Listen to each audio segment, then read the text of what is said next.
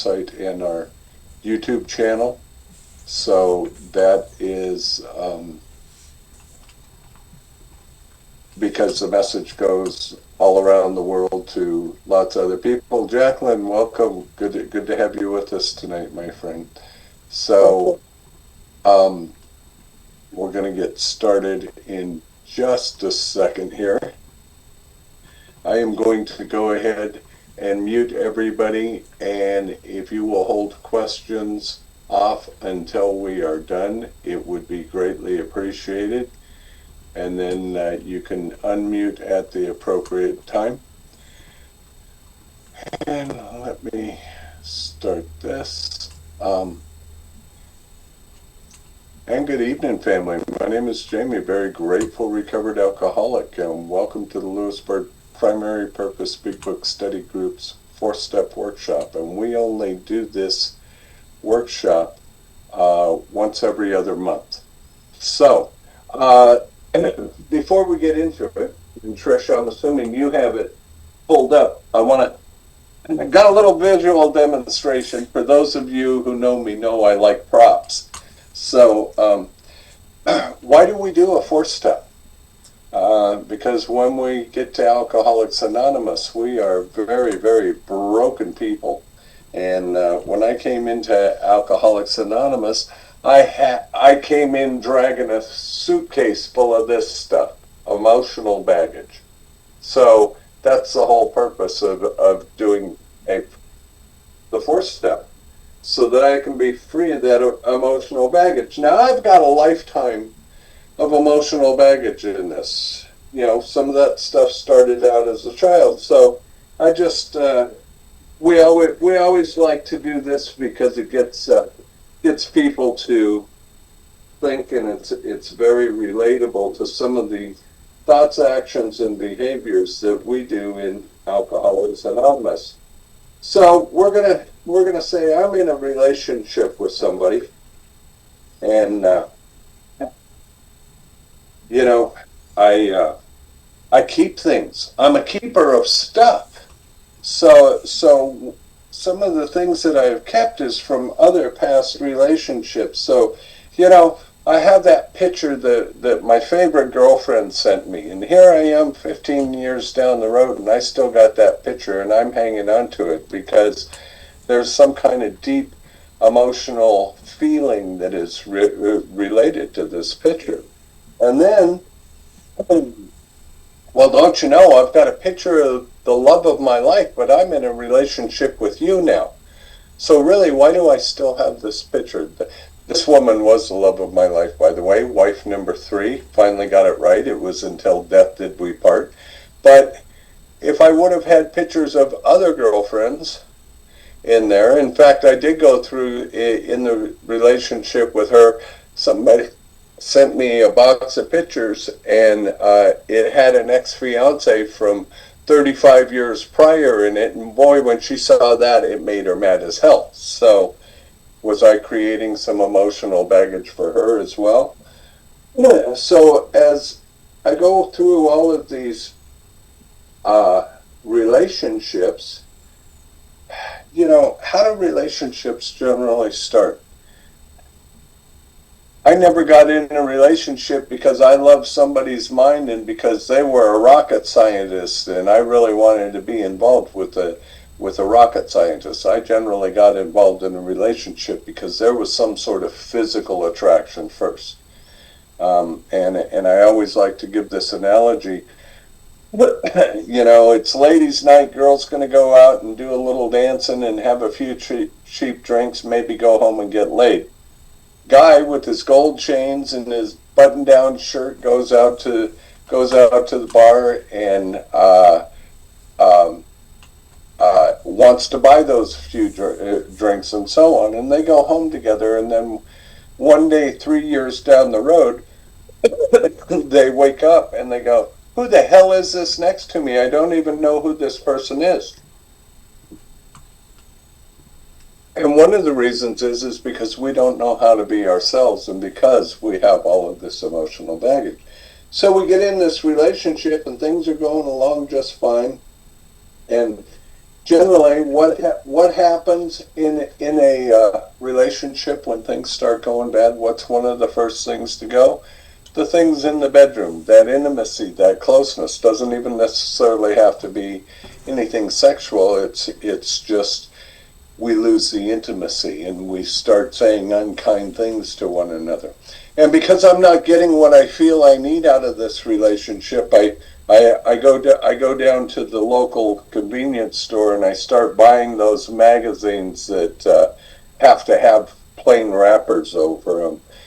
And what's happening is in my mind, I'm already stepping out and I'm already cheating. And that feeds into my self-esteem and how I'm feeling about myself. And as as we go along through the relationship, well, maybe things escalate a little bit and we're arguing a lot and all of a sudden you make me mad as hell, and because I don't want to hit on anybody, what do? I pick up your favorite porcelain statue and I hurl it across the room. This poor little guy lost his head here. Uh, and this is the way that I'm getting at you emotionally because I'm not dealing with my own emotional stuff. So one of the things that we are not talking about is the elephant in the room, which is my alcoholism, right? And the more things don't go right in the relationship, the more I drink, the more bad things I do, and so on and so forth. And every time you bring up my drinking, I get more angry and I get more resentful and I start lashing out. And so then, we move into a world of technology. Where is it here? We move into a world of technology and they come out with these things called cell phones. And there's these groups online and I can get into these groups and I start getting involved with people I shouldn't be involved with, and I start doing things that I shouldn't do. And that contributes to the emotional baggage even more. And here's the thing, folks, I have never fit into the box that anybody has ever wanted me to fit in. You ever say in a relationship, you're trying to change me? Well, when I got to Alcoholics Anonymous, my box was full of emotional baggage, but also it was empty and bankrupt emotionally, completely.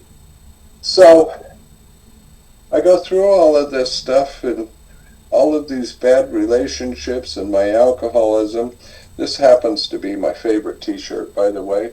It's the t-shirt that I called the shirt with the hole in the sole. And this is how I'm feeling when I get to Alcoholics Anonymous. And of course, my favorite way is to wear the shirt like this. It's just easy, it's comfortable, I got lots of freedom to move around. And when that doesn't work, and life is too painful, and I'm in the bottle, and I'm in the pain, maybe even in the pain in sobriety, when nothing else works, I break out the old smelly blanket and I wrap myself around it because it's torn and it's tattered just like me.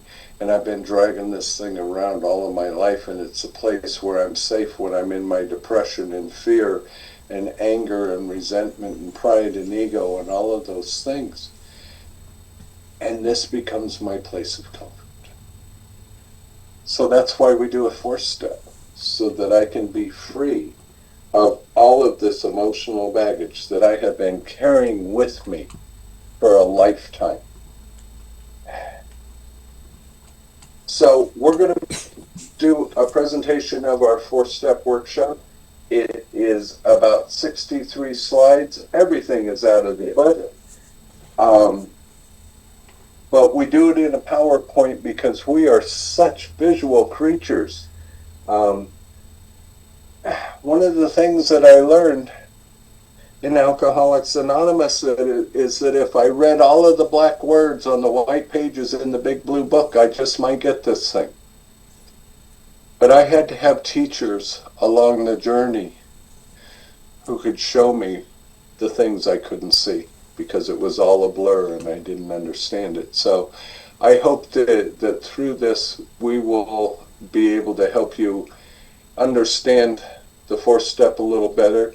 Whether it's that you need to do a fourth step yourself, or maybe go over the fourth step again, or periodic inventory, or even better, you're going to help somebody else take their fourth step in the guidance of sponsorship.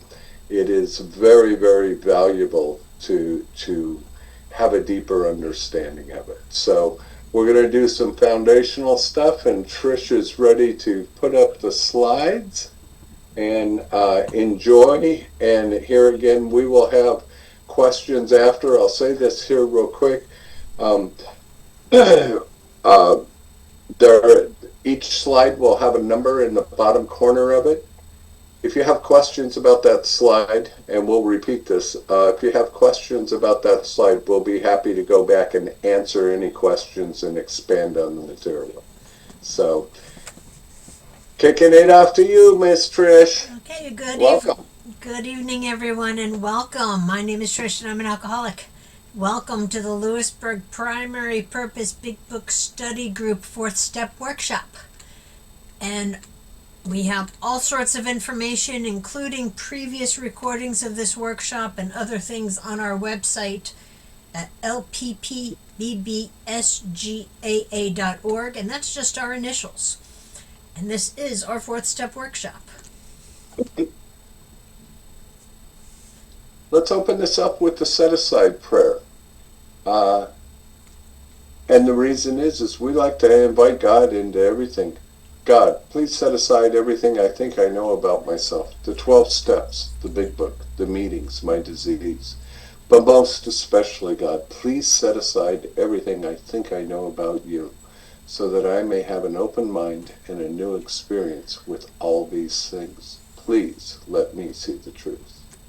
And our preamble. Alcoholics Anonymous is a fellowship of men and women who share their experience, strength, and hope with each other, that they may solve their common problem and help others to recover from alcoholism.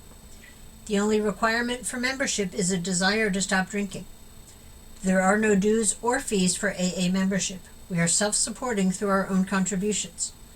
AA is not allied with any sect, denomination, politics, organization, or institution, does not wish to engage in any controversy, neither endorses nor opposes any causes. Our primary purpose is to stay sober and help other alcoholics to achieve sobriety.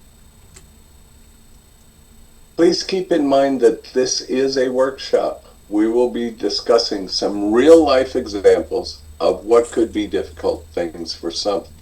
While questions are encouraged for clarification, we do not expect any specific discussions to encroach on topics that should be saved for your sponsor or for a one-on-one conversation. Feel free to take notes as we go along. This workshop should not be used as a platform to start sharing your 5th step. And as Jamie said in the beginning, please use your notebook to write down the slide number from the lower right-hand corner of each slide. That way we can take all the questions at the end, but we'll know which slide to refer to for further clarification and understanding. And the reason we do that is because one night we were taking questions through it, and 4.5 hours later we were still only halfway through the presentation. So that's why we do that. So we like to start off with some foundational stuff first to make sure that we are grounded before we go into step 4. And you know, you always heard it said, if you're struggling with a step, then go back to the previous step, because maybe that's where you're really stuck. So we're going to talk about our triangle a little bit, and everybody reads the triangle: unity, service, and recovery, but really it reads from the bottom: recovery, unity, and service. So recovery in the mind, found in the big book from pages XXB to page 164, a set of 12 spiritual principles that are the 12 steps. Have you continued to actively take the 12-step process outlined in the big book? Unity in body, found in the fellowship, the set of 12 spiritual principles found in the 12 traditions. Do you have a group that you're committed to? Is your group committed to the 12 steps, and does your group live by the 12 traditions? and spirit and service found in carrying the message, set of 12 spiritual principles found in the 12 concepts. This applies from the group level through the service structure all the way to GSO. Are you working with others and taking them through the 12 steps? While this is a fourth step workshop, it's always good practice to review the foundation of steps 1, 2, and 3 from the beginning, or before beginning. Therefore, we will be reviewing some hotspots to make sure that the foundation is intact leading into step 4. Through the information we read in the doctor's opinion, along with the first 44 pages, we are given the information we need to self-diagnose our alcoholism. Only 51 pages in all lead us to that decision. This is our step 1. And step 1 from page 30 of our book, Alcoholics Anonymous. We learned that we had to fully concede to our innermost selves that we were alcoholics. This is the first step in recovery. The delusion that we are like other people, or presently may be, has to be smashed. Love that little bang. Like popping a big old zit. From page 60, we take a look at the ABCs, but we look at them in a little bit different perspective here. A, am I convinced that I'm an alcoholic and that my life is unmanageable? Step 1. B, am I convinced that no human power could have relieved my alcoholism? Still step 1. And C, am I convinced that there is a power greater than my own power that can and will relieve my problems? A and B. Step 2. I forgot to mention this too, folks.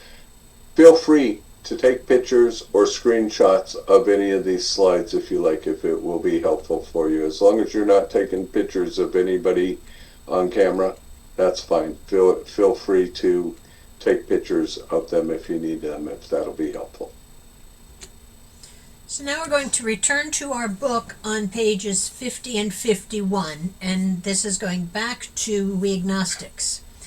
And this chapter is a pathway of how to let go of old ideas and old beliefs and opening up my heart and mind to finding new ideas and new beliefs. And it says, this happened soon after they wholeheartedly met a few simple requirements.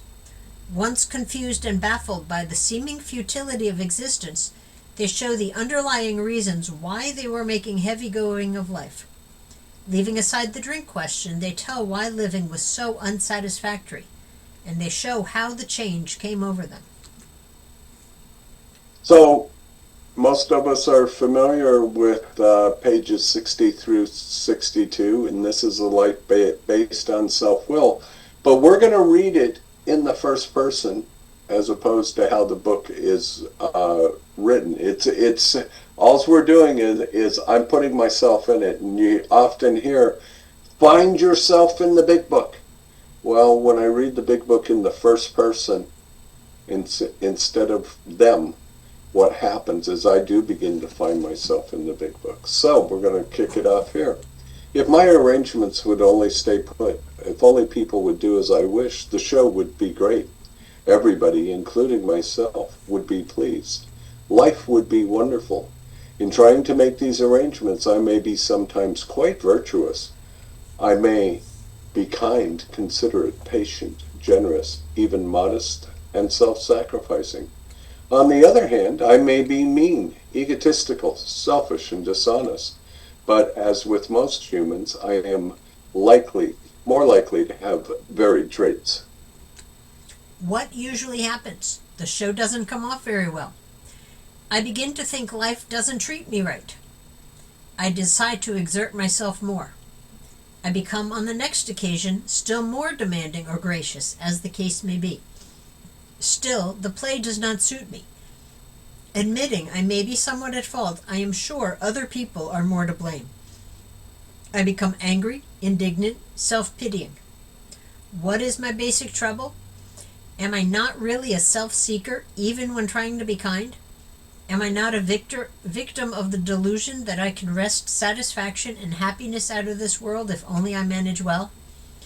Is it not evident to all of the players that these are the things I want? And do not my actions make each of them wish to retaliate, snatching all they can get out of the show? Am I not, even in my best moments, a producer of confusion rather than harmony? I am self-centered, egocentric as people like to call it nowadays. I'm like the retired businessman who lolls in the Florida sunshine in the winter complaining about the sad state of the nation. I'm like the minister who sighs over the sins of the 20th century. I'm like politicians and reformers who are sure all would be utopia if the rest of the world would only behave. I'm like the outlaw safecracker who thinks society has wronged him. I'm like the alcoholic who has lost all and is locked up. Whatever my protestations, am I not mostly concerned with myself, my resentments, or my self-pity? Selfishness and self-centeredness, that I think is the root of my troubles. Driven by 100 forms of fear, self-delusion, self-seeking, and self-pity, I step on the toes of my fellows and they retaliate. Sometimes they hurt me, seemingly without provocation. But I invariably find it sometime in the past I have made decisions based on self, which later placed me in a position to be hurt. So my troubles, I think, are basically of my own making. They arise out of myself, and I am an extreme example of self-will run riot, though I usually don't think so. Above everything, I must be rid of this selfishness. I must, or it kills me. God makes that possible. And there often seems no way of entirely getting rid of self without his aid. I've had moral and philosophical convictions galore, but I could not live up to them even though I would have liked to. Neither could I reduce my self-centeredness much by wishing or trying on my own power. I had to have God's help. This is the how and why of it. First of all, I had to quit playing God. It didn't work. Next, I decided that hereafter in this drama of life, God was going to be my director. He is the principal, I am his agent. He is the father, and I am his child. Most good ideas are simple, and this concept was the keystone of the new and triumphant arch through which I passed to freedom. Now that the book has given us ideas of that our problem is based in self, we need a pathway towards finding out what our own selfishness, self-centeredness, fears, and delusions are. This comes from the process of the four-step inventory. The first 3 columns are centered around our resentments and how they affected us. Everything after that looks at our own thoughts, actions, and patterns. This is a discovery process of who we have become. So, how? First of all, I had to quit playing God. And why? It didn't work. And our third step prayer. And as I go through this prayer, I want to say this real quick. The freedom and responsibility each person who is given who comes to Alcoholics Anonymous to find a God of your own understanding. It doesn't have to be the God of my understanding, doesn't have to be the popes, the Mormon bishops, the Baptist minister, the snake shakers, or anybody else's concept of God. It just needs to be a concept that will work for the individual that is trying to find this power. And as I go through this prayer, we're going to get down to a couple of things and reflect. I'd ask you to reflect back on those pages we just read about selfishness and self-centeredness and being the writer and actor and director. Are those possibly some of the things we're asking God to relieve us of through this prayer? So our third step prayer from page 63 of the Big Book.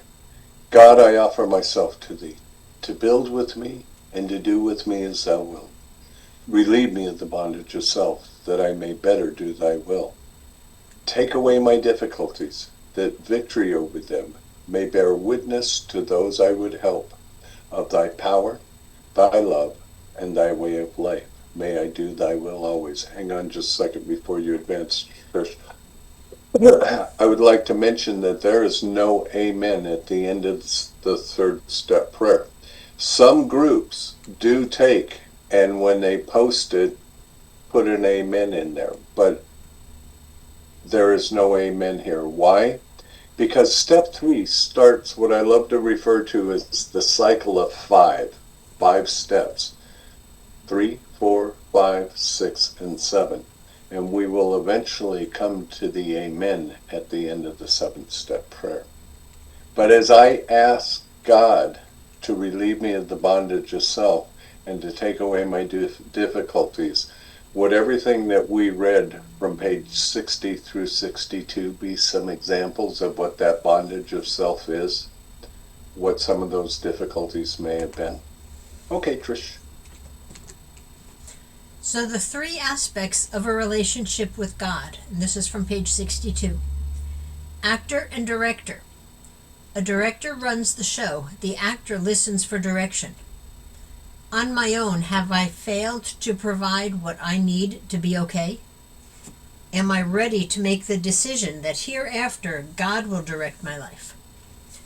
Principal and agent. An agent represents who the principal or employer would have them be. Have I failed to be the person would have me be, and failed to make others who I need them to be? Am I ready to make the decision that hereafter I will represent who God would have me be? And father-child. A child trusts their father can provide what they are incapable of doing on their own. Have I failed in directing my life on my own power? And am I ready to make the decision that hereafter I will trust that God will provide what I need? Stay on that slide for just a second, Trish, please. I don't generally talk about conflicting literature in Alcoholics Anonymous, but I'm going to for just a second. As many of you know, in the last couple of years, there's another piece of literature which World Services has come out with called the Plain Language Big Book. So here, in our original Big Book, this is exactly how these 3 aspects of relationship with God are laid out for us. In the Plain Language Big Book, it makes God a partner rather than the father, rather than the principal, rather than the director. The reason that I mention this is because anybody ever been in a business partner relationship with somebody that failed? Anybody ever been in a marriage or relationship that has failed? Partnerships fail, but God is always a constant. And I hope through this work you will be able to find that relationship with God. Go ahead, Trish. Your slide. Oh, I'm sorry. Yeah, I got stuck on commentary. Yep. Okay, there are many 4-step workbooks available. However, the 4th step was never meant to be a check-the-box inventory. The instructions in the book always say referring to our list, which we have written out in detail. So I'll give you an example. Hazelton and many treatment centers and so on. Nothing against them. They all have their place. Absolutely. But many of them have a check-the-box inventory. There's one inventory out there with 144 questions on why I'm powerless. Wow. I know I'm powerless because I pick up the first drink, I don't know where it's going to stop. That's the simplicity of my powerlessness. So we can really overthink and run down a lot of rabbit holes. So the other thing that those inventories do is they take the reveal process out of it, because we start checking the box and go, yep, that's me, that's me. But when it's written in my own hand and God is showing me, I get to see the absolute transparent truth about myself, good, bad, or indifferent. Thank you. So as it says on the right-hand side, this is your workbook, just a pen and paper, or a pad and paper. Oh yeah, I forgot that. Notice the 2 little buffaloes butting heads up at the top too. Here, Is it God that we're fighting or is it ourselves? Just food for thought. Yes. So before I begin, I want to pray something like this. God, please help me see the truth about the things in myself which have been blocking me from you. The words don't have to be exactly that, but I do have to make sure I'm inviting God into the process so that I can see what is separating me from God. So this is the first two columns from Bill's hypothetical example on page 65 of our big book.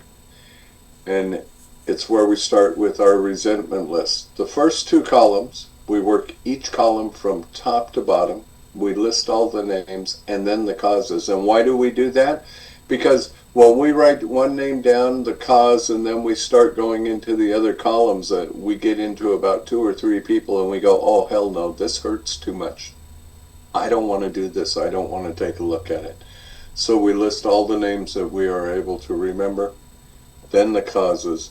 And here in Bill's example, the examples are, it's definitely this. I'm resentful of Mr. Brown, Mrs. Jones, my employer, and my wife. Now the causes.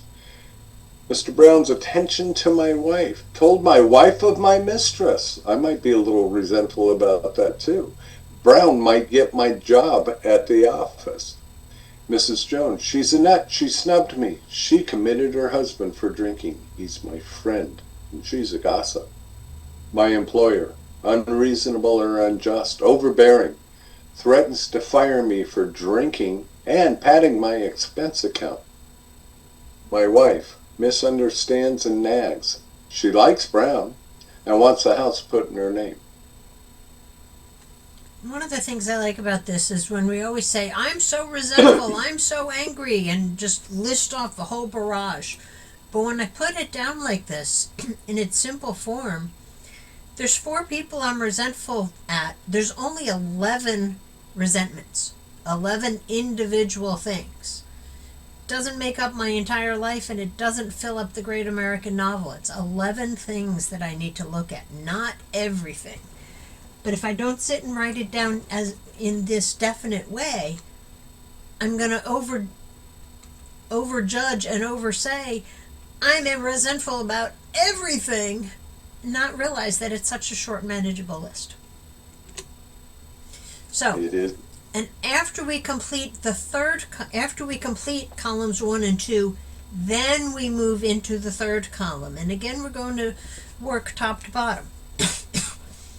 And the third column are the 7 areas of self, and that they begin on page 64.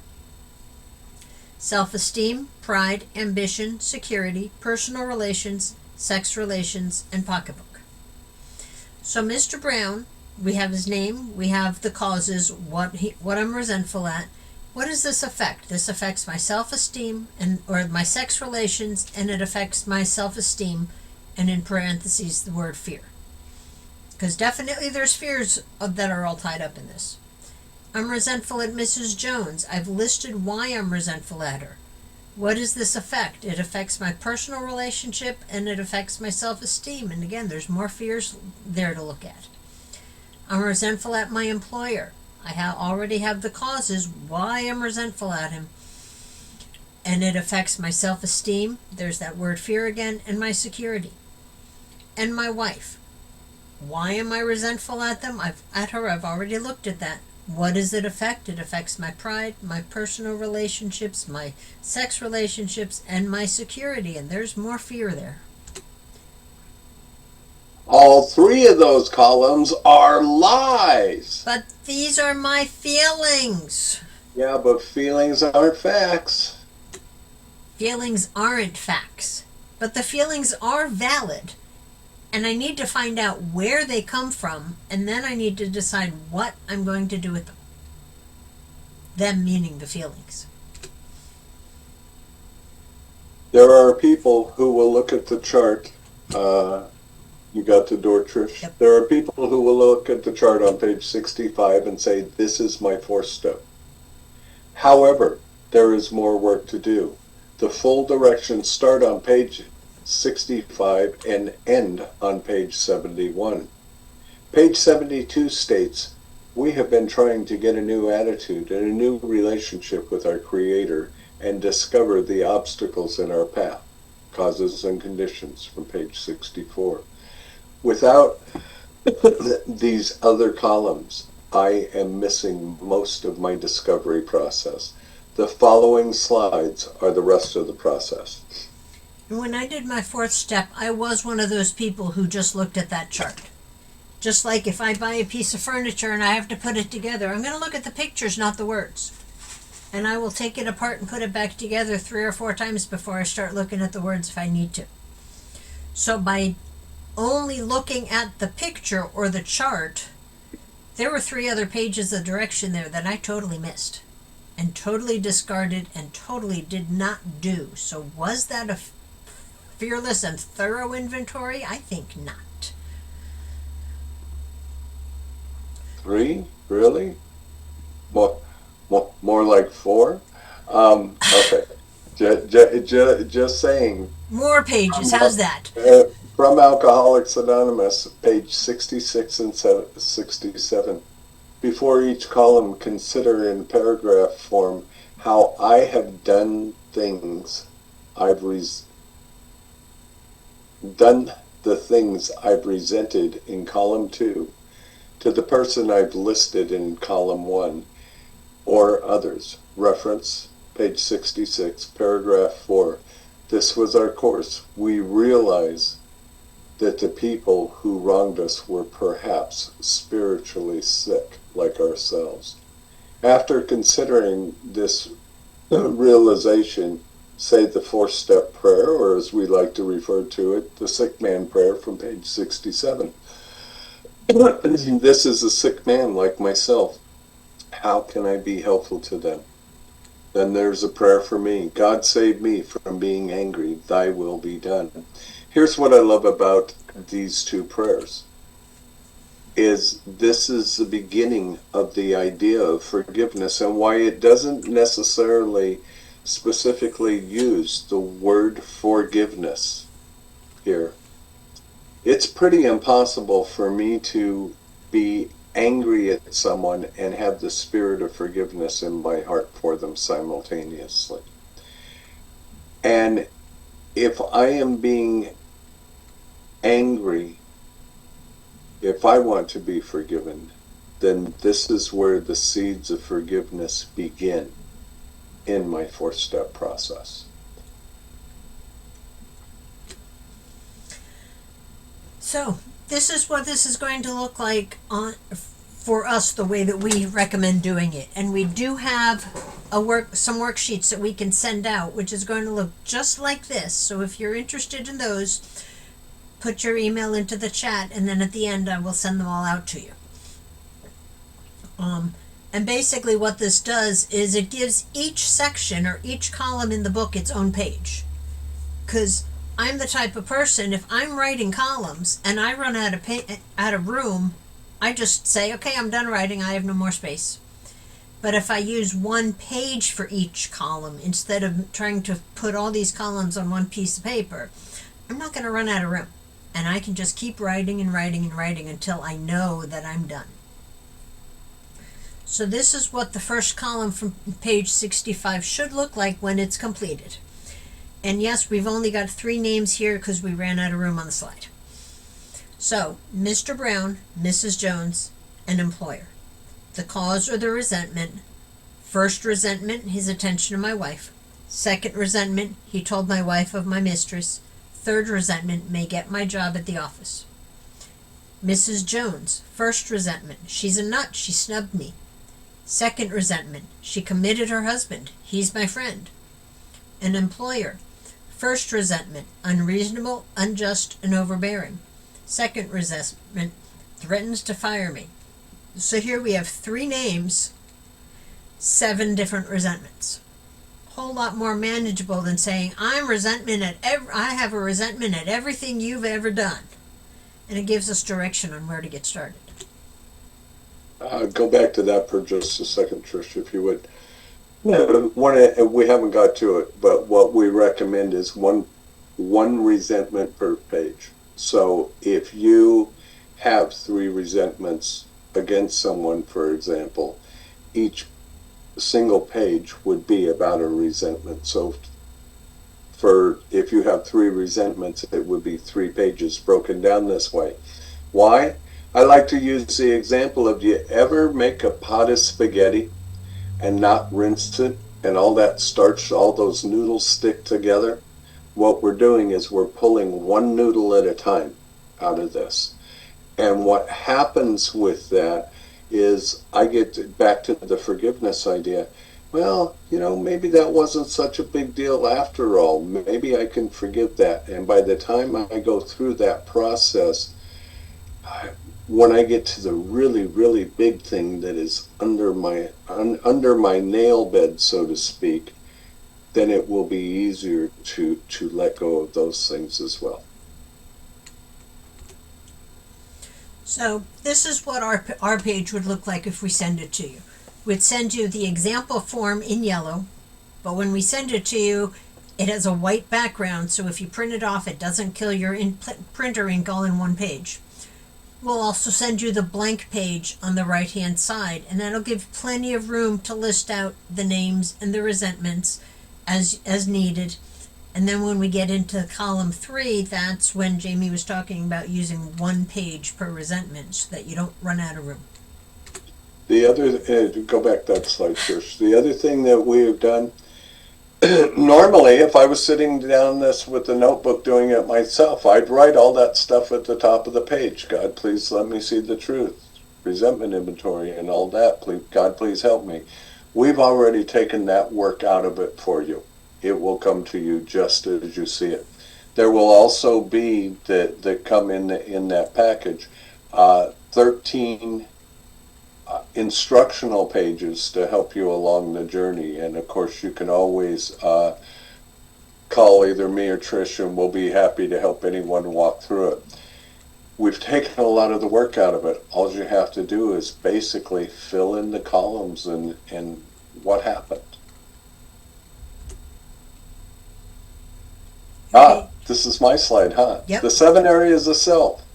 The third column focuses on the 7 areas of self. These are found on pages 64 and 65 in the big book. Our focus will be on self-esteem, pride, ambition, security, personal relations, sex relations, and pocketbook. I ask myself, how do these resentment affect me in these areas of my life? Keep in mind, sex relations has nothing to do with the act of sex here. Rather, the focus on male-female, same-sex relationships, or other relationships with the partner of our choice. While pride is not listed on these pages, it is included in the 7 deadly sins, which is discussed in the 12 and 12, step 4, page 48. It also very closely ties with self-esteem and gives me a different perspective on looking at myself. The 7 deadly sins are pride, greed, lust, anger, gluttony, envy, and sloth. And pride is such a mere image of self-esteem. That's why we felt it was important to add that into this in our experience. So this is what our third column page is going to look like. And at the top of every page, we'll write, or in this case, read, because we've put it in there for you. But it also helps to write over it as you're saying the prayer. God, please help me see the truth. And we're focusing on those 7 areas of self, and we've put those right here on the left-hand corner just for review. The self-esteem, the pride, ambition, security, personal relationships, sex relations, and pocketbook. And this is where Jamie was talking about, we're going to use 1 page per resentment, not 1 page per person. So Mr. Brown, I had 3 resentments on that initial form, or on the chart. So when I'm done, Mr. Brown's going to have 3 different pages. My wife, I had 2 resentments, so I'm going to have 2 pages with her. And this is an example of how the column 3 would be done using the 7 areas of self and how it would look when it's completed. So, that affects my I'm going to keep columns 1 and 2 in mind while I'm writing column 3. And that refers back to page 65, paragraph 3, where it says, we considered it carefully. I want to look at the third column and consider each thing that I write, but then I also want to look at the opposite of each as well, to let the inventory then reveal what my fears are behind each of the 7 areas of self. And the fears are going to go up and down along the right-hand column, or the right-hand margin. So self-esteem, and we defined that by how do I see or feel about myself, or what is the role I have assigned myself in this situation with this person. Sentences are usually going to start with I am. For example, I am the best husband she could have. Or perhaps I am the worst breadwinner that there is. And the fears that may go along with that, the fear of not being good enough, the fear of someone else stealing my wife. Then I also want to look at the opposite of what those fears are too, so that I can see, are there any other fears there that I need to look at? Pride, how I think others see me or how they feel about me. What's the role that I have assigned others in my life? Or what's the role that I have assigned myself in others' lives? And start sentences with others should or others should not. For example, others should not pay so much attention to my wife. And the fears here, the fear of being alone, the fear of abandonment. And moving on through the 7 areas of self. Ambition, what do I want to happen here? Sentences start with I want. For example, I want a healthy, happy relationship. Or the opposite of that, I want to be left alone, damn it. What's the fear along with that? Fear of being alone, maybe losing everything. Security. What do I need to be okay here? Sentences start with I need blank to be okay. Example, I need my wife to love and respect me. I need Brown to respect my marriage. Identified fears with that, being disrespected and maybe being unlovable. Personal relationships, my deep-seated beliefs in how this relationship is supposed to look like. Examples, wives trust their husbands. Friends should respect me, my marriage, and family.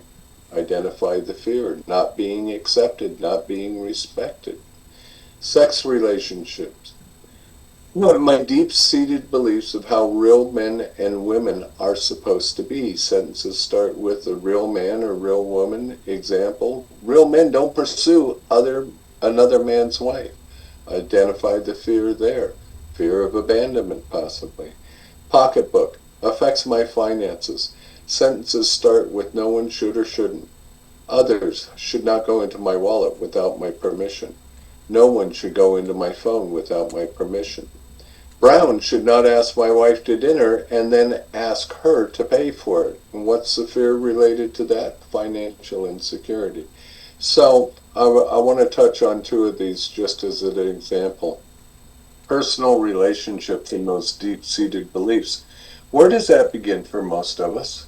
We see mom and dad or maybe grandma or grandpa interacting when we're little kids in life, right? And that's where we get those first beliefs and impressions of how relationships are supposed to be. If we see abuse in that relationship, then that's what our model is. If we see love and kindness and tenderness, that's what our model is. And I want to just jump down to Pocketbook real quick. My wife used to tell me, oh, it's in my purse, just grab it. And here was my attitude. Whatever's going on inside my wife's purse is none of my business. Because looking for whatever she wants me to look for, I might find something that I don't want to see that is going to make me angry that I am liable to lash out about. The same thing goes with the phone. We live in a world of technology today. So how many of us do banking and transactions and Venmos and PayPals and everything on our phones today? So if you get into my phone and you get into my Venmo and decide to Venmo yourself $500 out of my account, that's financial insecurity. It's not that I have anything inappropriate to hide in my phone. It's that it is a financial security thing. And if we're in a loving, trusting, respectful relationship, there's no reason for me not to trust someone until for some reason that trust is betrayed. So again, just an example, the yellow page is what we just looked at as the example or the instructional sheets. This is an example of how to fill it out, and then the right side is a blank form for you to fill in. And those blank pages, they're all generic, so you can change it for people or institutions or whatever you need to do. Aha, Your my turn. fourth column worksheet. This is where I discover my defects of character and shortcomings. The directions are found on page 67, paragraph 2 in the big book. We use one page per individual. Resolutely look for the harms I have done to others, where I am to blame. This will be the foundation for my 8-step list. This form may need to be modified for institutions. I continue to recognize my own fears. The direction for our fear inventory is found on page 68. So again, at the top of every page, I'm always going to write or pause to pray, God, let me see the truth. Because I want to make sure that I am inviting God into every part of this process. And just quick note down the right hand or the left hand side. This is an example of what the fourth column page would look like when it's completed. And this can be done in phrases. It doesn't have to be full sentences. You're not writing the great American novel. Just putting in enough there so that when you bring it to your sponsor and you're ready to talk with your 5th step, there's enough there that it gives you the memory of what it is I'm trying to talk about here.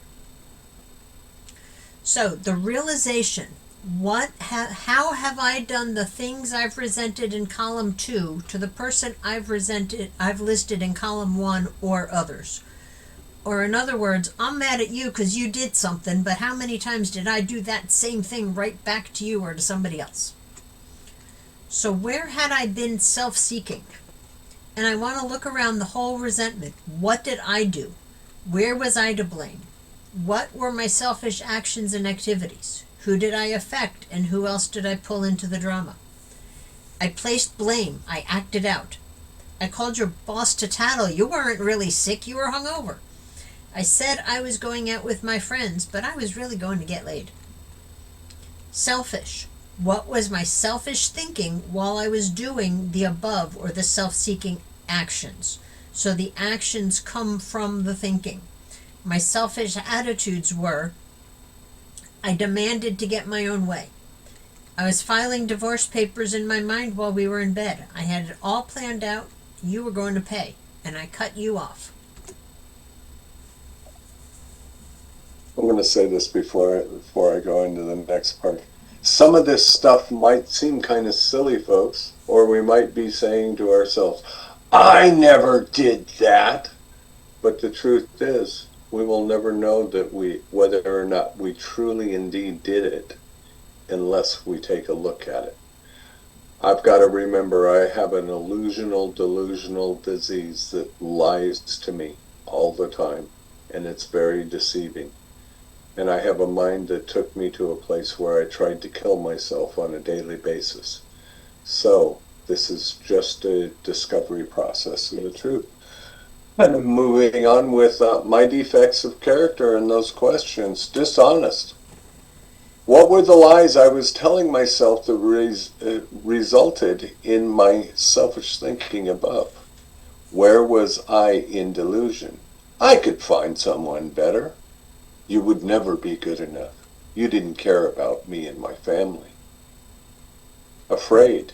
What are the fears that have driven the delusions above? I was afraid I would be alone, even though I didn't want you.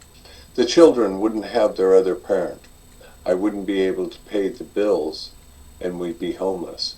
I feared for my safety or retaliation. The above fears drive the dishonesty that results in this selfish attitude of the self-seeking actions. Hang on one second, Trish. You know, as we look through these columns and we go down the list, we can see how when I get to this one, it was driving the one that was ahead of it. You know, and they all go together. You know, it's kind of like baking that cake, right? It doesn't turn out very well if I don't put the ingredients in the bowl in the order that it's suggested. This is how it's suggested. Go ahead, Trish. Then I want to consider if there are any other fears that should be on the fear list. I want to consider also the opposite of each fear, and if it applies, add it to the list. Don't just look for the negatives. Fears can be positives as well. I fear being alone, but I also fear meeting another abusive partner. I fear being homeless, but I also fear moving back in with my parents. I fear losing my job because of the lies I told when I was out. I fear my truth. I fear being successful. I fear having too many friends. But then looking back at the first one, I also fear being alone. Both sides of the same coin. They can be opposites, but they can both be fears. And then I need to look at my harms. Do I see the harms that I caused others? And I need to look around at the whole resentment. My parents, my friends, my employers, my children, innocent bystanders. And by innocent bystanders, we're talking about those people who had absolutely nothing to do with the situation, but I still drag them in because I'm going to whine to them. How many times did I have a fight with my husband, and then I'd go to work the next day, and I'd go whining to my girlfriend about it because I want her to take my side and tell me I did the right thing, even though at the time I knew what I did was wrong, what I said was wrong. But I needed her to back me up, bringing in those innocent bystanders who really had nothing to do with the situation. Did I harm my friendship with her? Absolutely. I've harmed my spouse and my children with my lies. I harmed my boss and my coworkers for not showing up for work. I harmed my relationship with other family members. I've harmed my credit and financial status, and possibly also my spouse's, due to my selfish actions. I've harmed friendships by complaining about my spouse to them. And the fear inventory. Read the big book from page 67, third paragraph. Notice the word fear to page 68, third paragraph. To outgrow fear. List all the fears. Make a graph of columns. In the book it talks about we feel that it should be bracketed, so that's all it is a bracket. Or use the fear inventory template. We will focus on the first column, then we will look at each row individually. Take all of your fears you wrote in your inventory and make one single list in the first column. List each different fear only once in the first column. Ask, why do I have this fear? Look around, all around each fear. The next slide will follow the trail of fears by looking at the hidden fear behind each fear. Reference page 68. We reviewed our fears thoroughly. We put them on paper, even though we had no resentment in connection with them. We ask ourselves why we had them. Wasn't it because self-reliance failed us? So we're going to look at this in two forms. The first one is just paragraph form, and this is an example of looking underneath each fear or at the underlying fear. I fear I'm not good enough, because if I'm not good enough, I fear you're not going to want me. I'll be unwanted. So I fear being unwanted, and if I'm unwanted, I fear I'm going to be alone. I fear being alone because I fear the emotional pain of being alone. I fear sitting in that emotional pain because if I sit in that pain long enough, I fear I'm going to drink again. I fear drinking because for me, to drink again is to die. I fear dying because I fear the unknown and I don't really know what dying means. And I fear the unknown because I fear there is no God. And I fear there is no God, so I repeatedly trust self-reliance, even though I fear that self-reliance has failed me. But living in that self-reliance, wasn't I trying to kill myself anyway? And is this really our alcoholic insanity? Is this how I should think the drink through? And am I setting myself up for a drink when I say I'm drowning in my fear? And on this next page, this is the fear template that we came up with, and it's taking the little paragraph on the next page and just putting it in rows and columns. So that first fear, the fear of not being good enough, what's actually hiding behind that one is the fear of not being wanted. And the fear behind that is the fear of being alone. And all the way down to the end to, I fear there is no God. This is one example of the trail of fears. Each one of us will need to follow the trail with each individual fear to identify what our own fears are in the trail. And in our example on slide 53, we'll look at some repeated fears, and that way we can use them as patterns in our inventory when we take them to our sponsor. Your turn. Now let's talk about sex. The sex inventory and sex ideal from pages 68 and 69. And this is exactly right out of the book. Now about sex, many of us needed an overhauling there. But above all, we needed to try to be sensible on this question. It is easy to get way off track. Here we find human opinions running to extremes. Absurd extremes, perhaps. One set of voices cries that sex is the lust of our lower nature and a base necessity of procreation. Then we have the voices that cry for sex and more sex, who bewail the institution of marriage, who think most of our troubles of the race are traceable to sex causes. They think we do not have enough of it, or that it isn't the right kind. They see its significance everywhere. One school would allow man no flavor for his fare, and the other would have us all on a straight pepper diet. We want to stay out of this controversy. We do not want to be the arbiter of anyone's sex conduct. We all have sex problems. We'd hardly be human if we didn't. What can we do about them? We reviewed our own conduct over the past years. Where had we been selfish, dishonest, inconsiderate? Whom had we hurt? Did we unjustifiably arouse jealousy, suspicion, or bitterness? Where were we at fault? What should we have done instead? We got all this down on paper and looked at it, and those are very, very specific instructions right out of the beginning. So the sex inventory and our sex ideal instructions from page 68 to 69. The following are the directions for the sex inventory in question form, taken right out of the book. And like always, we always ask God to show us what it is we need to see before we get started. So number 1, we're going to read the big book from page 68, the fourth paragraph where it says now about sex. And read to page 70, the second paragraph ending with would bring heartache. And then I'm going to pray and make a list of all the relationships in my life. And then I determine what can be done.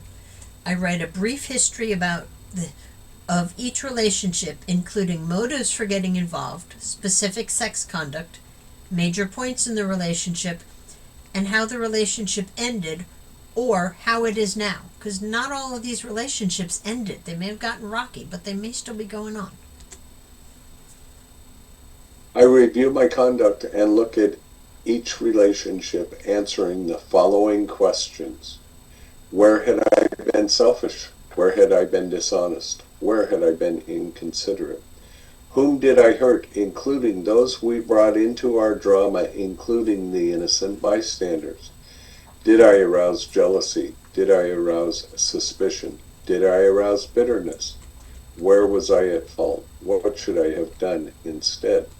The answer to the last question is never. I shouldn't have gotten involved because I can't change the past. I did get involved and it has now become an experience of my life. Refer instead to what should I have done or how should I have behaved in the relationship. Make sure you are especially complete with this answer since it will be used later while writing my sex ideal. And writing my sex ideal from page 69 and 70. In this way, we try to shape a sane and sound ideal for our future sex life. We subjected each relation to this test. Was it selfish or not? We asked God to mold our ideals and to help us live up to them. We remembered always that our sex powers were God-given and therefore good, neither to be used lightly nor selfishly, nor to be despised and loathed. Whatever our ideal turns out to be, we must be willing to grow toward it. We must be willing to make amends where we have done harm, provided that we do not bring about still more harm in so doing. In other words, we treat sex just as we would any other problem. In meditation, we ask God what we should do about each specific matter. The right answer will come if we want it. God alone can judge our sex situation. Counsel with persons is often desirable, but we let God be the final judge. We realize that some people are as fanatical about sex as others are loose, and we avoid hysterical thinking or advice. Suppose we fall short of the chosen ideal and stumble. Does this mean we are going to get drunk? Some people tell us so. But this is only a half-truth. It depends on us and our motives.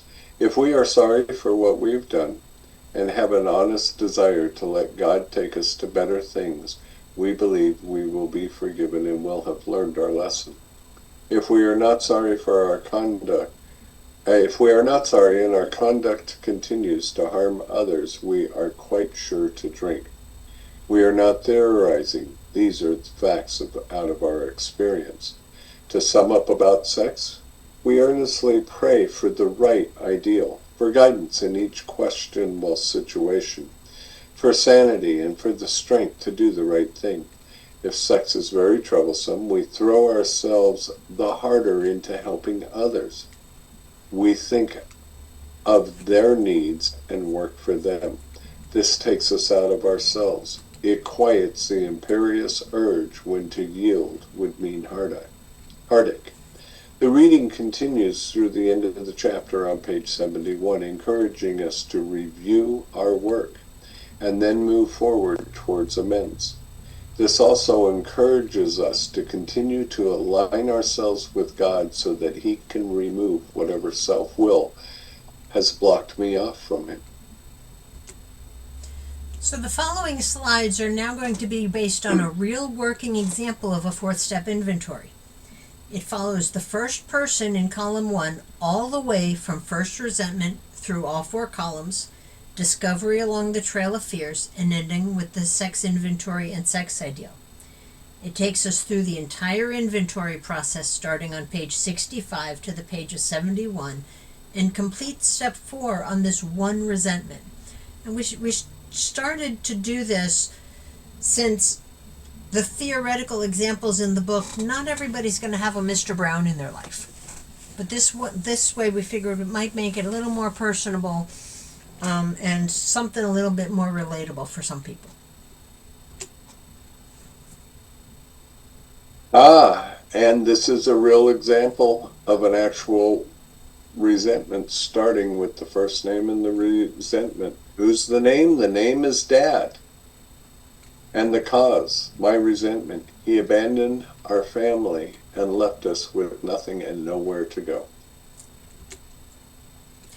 So I'm going to now look at what the third column would be. And I'm putting at the top of the page, God, please let me see the truth. 7 areas of self are in the upper left-hand corner. I'm resentful at my father. I'm resentful at him because he abandoned our family and left us with nothing and nowhere to go. This affects my self-esteem. I'm not good enough for him to stick around. He loved my brother more. And the fears? Not being good enough. being alone, and abandonment. This affects my pride. No father should be angry or violent to a 3-year-old. Fathers shouldn't leave their sons. And the fears there: anger, violence, being unlovable, and being abandoned. And continuing with the 7 areas of self, this affects my ambition. I want my dad back. I want to be loved by my dad. I want my dad to be a role model. The fear associated with that, abandonment, not having a role model, not having a strong father presence in my life. This affects my security. I need to feel safe to be okay. I need to feel loved to be okay. I need to have shelter and food to be okay. The fears associated with that are homelessness, hunger, being hurt, alone, emotional pain, being unlovable. This affects my personal relationships. Real men don't leave their families. Real men support their families. The fears associated there are being alone, not knowing how to treat others. Here's where it gets touchy. This affects my sex relationships. Real men don't bring strange people to their homes to have sex with their families and then leave to go have sex somewhere else. The fear of that, abandonment, sexual abuse, molestation, not being safe, fear of not knowing what a healthy relationship is like. And I'm just going to throw this out there. Yes, ladies, some of that stuff happens to us men too. So it's not gender specific. This affects my pocketbook. Others should not threaten my home, food, utilities, finances, etc. The fears associated with that is homelessness, abandonment, going hungry, not being able to pay my bills. And onto the 4th column. And now this is where I start looking at me. And I'm looking and finding my patterns, my defects of character, and my shortcomings. So at the top of the page I have, God, please let me see the truth. And I'm focusing on the realization, did I repeat or develop the same behaviors that I resented in column 2 to the person that I listed in column 1 or others? And that comes from page 66. Where had I been self-seeking? And these are the actions. I acted out to get my own way. I put unreasonable demands on my father, mother, and other family members. I knew emotional drama would always get me attention. I blamed you for my problems. Where had I been selfish? And this is my thinking. I didn't care about what others had to sacrifice to please me. I constantly demanded attention. When I didn't get the attention, I accused others of not loving me. Where had I been dishonest? Where did I lie? I would always tell lies. I would steal things. If I got in trouble, I would blame others. I had been so dishonest for so long I couldn't see what the real truth was. The biggest tragedy was I was now lying to me. And where had I been afraid? And these are the fears that drive those lies that then bring me into this thinking and then bring me into those actions. I was afraid of being caught in my lies. I was afraid I wouldn't be loved because of my lies. I was afraid I would always be alone and not wanted by anyone. The fears drive the delusions or the lies that result in the attitude, the thinking behind the actions. And then I want to consider if there's any other fears that should be on the fear list, and consider the opposite of each fear. If it applies, add it to the list. And we put the word "or" in, not to show that it's one fear or the other, but to show that they're kind of opposites, and there could be opposite sides of the same fear. So I have a fear of abandonment, or I have a fear of staying in a toxic relationship. They're two valid fears, but they're kind of opposite of each other.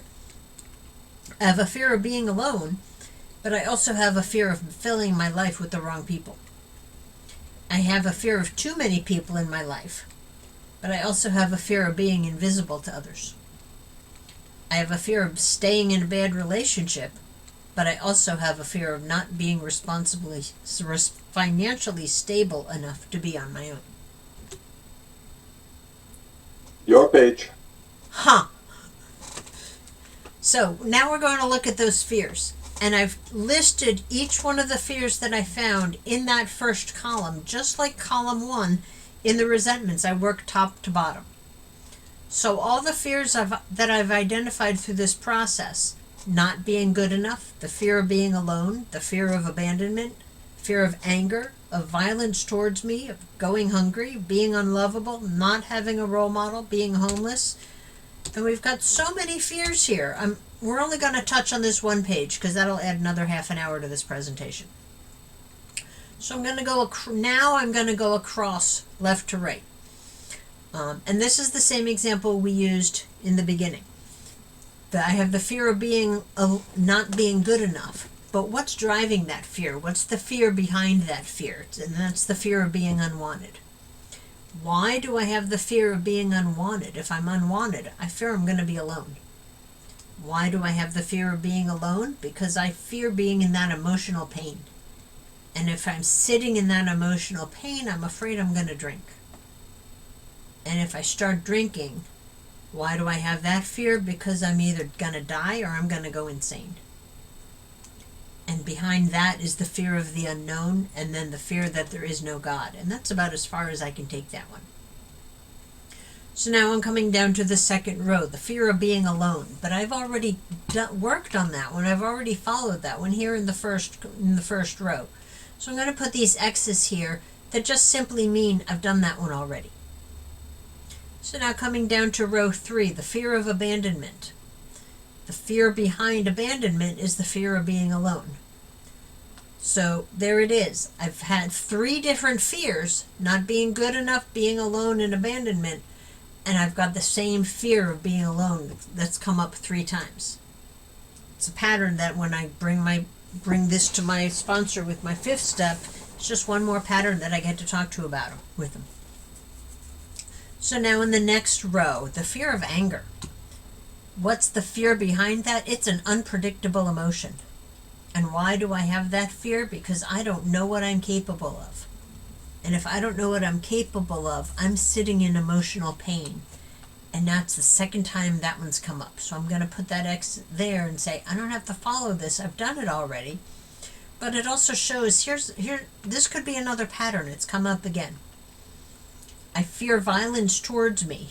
Why do I have this fear? Because I have a fear of being hurt. I don't like being hurt. I don't know anybody really who does. And what does being hurt do? Behind that is the fear of the emotional pain. So here I've done 1, 2, 3, 4, 5 different fears, but underneath them I have found 2. And I can tell you personally, when I did my 4th step this way and I listed out all my fears, even though I had what I thought was a huge list of fears, I really ended up only having 4 or 5 different fears that really were the root cause fear of all of those other fears. So now when I'm doing this, I can pretty much easily recognize, is this one of those 5? And then I can go on with it. Your turn. Okay. Your favorite page. So, back to relationships. Again, this is a real example, a working example of a sex inventory, and it was based from a history of relationships. We find that in page 69. And this is an inventory of our own conduct in relationships. And we write a brief history of the relationships. What were my motives for getting involved? He or she sure was cute. She sure was friendly. Her smile sucked me in and made me melt. My specific conduct in the relationship, my specific conduct was totally self-seeking so I could feel better about myself. Others commented on how cute my girlfriend was. Boy, that was pride and ego, wasn't it? Just a little. So the major points that came up in the relationship are, I don't play well with others. I always want my own way, and it's often sexually motivated. I want control in every situation, whether it's sexual or not. I would do whatever it took to keep you from leaving me. We would fight over time with my family at the holidays. Religion and politics would always lead to more fights and sometimes to more beatings. How did it end? Or how is it now? I walked away in anger because you didn't do what I wanted you to do. Or my behaviors became rotten and I would act in a way that you would leave. That way I'm not the bad one for leaving, and I could go drag in my girlfriend and say, "Do you know what he did to me? He left me." But the bottom line is the relationship on both of our parts was so sick and toxic that leaving turned out to be a means of survival. And a footnote, after the process of taking the steps and making amends, some of these relationships do heal and become healthy friendships. Not always, but sometimes I can attest to that. The important part is that I've taken a look at and taken responsibility for my part. And continuing through this, we look at each relationship and we are given 9 specific questions in this inventory work laid out on page 69 of what to ask ourselves. So we look at each question and the relationship and answer those 9 questions. Where had I been selfish, concerned only with myself? Well, I wanted sex all the time, or maybe I didn't want it at all. I was demanding. When I didn't want sex, I pushed you away or rejected you. Or maybe I demanded unhealthy or unreasonable sex. Where had I been dishonest, deceptive, and fraudulent? I said you were the only one, but you weren't. I said I was going to work early, but I stopped by to see my girlfriend. Where had I been inconsiderate, disregard for others? I did not consider your feelings. I did not consider your plans when I decided to stay late at work and went to see my girlfriend. Hang on before you move on, Trish.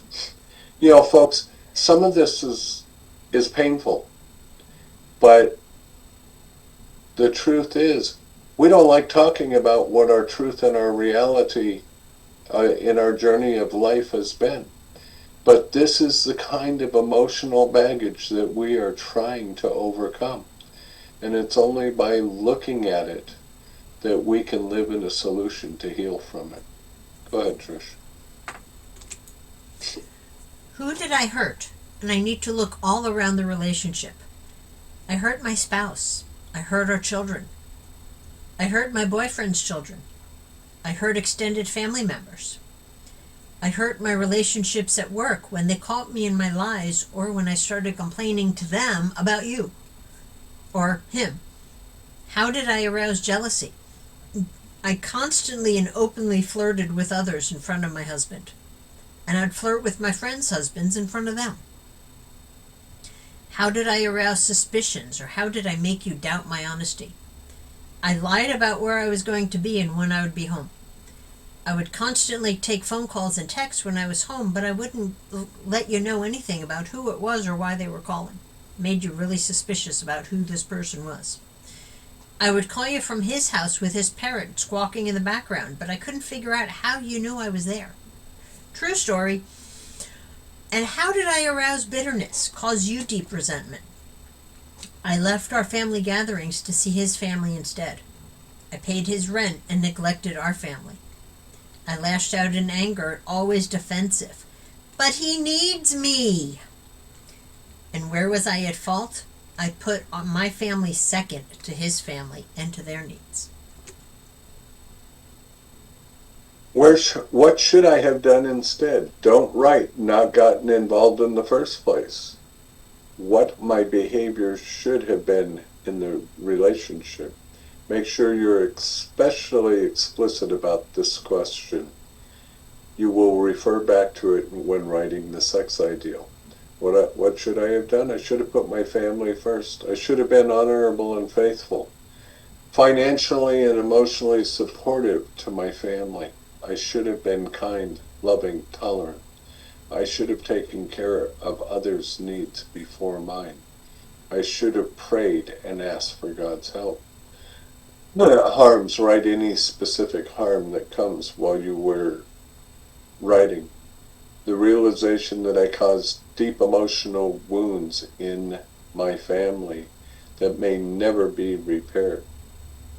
Many things I did could be considered abusive or narcissistic. In my experience, I have caused unknown and sometimes irreversible damage to the lives of others.